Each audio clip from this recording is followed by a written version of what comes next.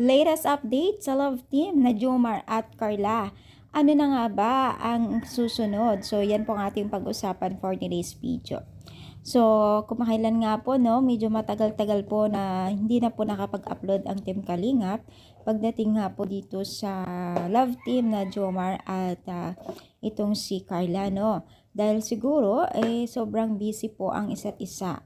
Marami na tuloy nagtatanong at kailan na daw po mag-a-upload patungkol po sa dalawang mag-love team na si Carla at Jomar dahil nga daw po ay namimiss na sila.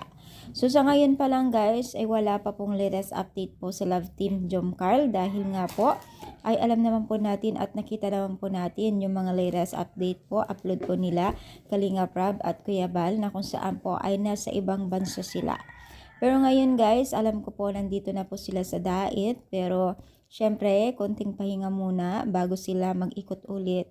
At syempre, ang kaabang-abang na naman po ay itong dalawang mag-love team na si Jomar at Carla na talagang tinatangkilik po ng nakakarami dahil po sa kanilang pagiging isang close at lalong kilig po na moment ang mga binibigay nila sa atin.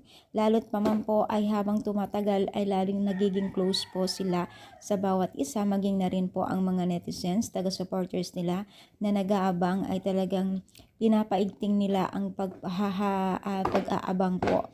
At umaasa po ng nakakarami na sana daw as long as na okay na o nandito na ay magbigay na daw po ng latest update po itong sa Kalingap team kay Carla at Jomar.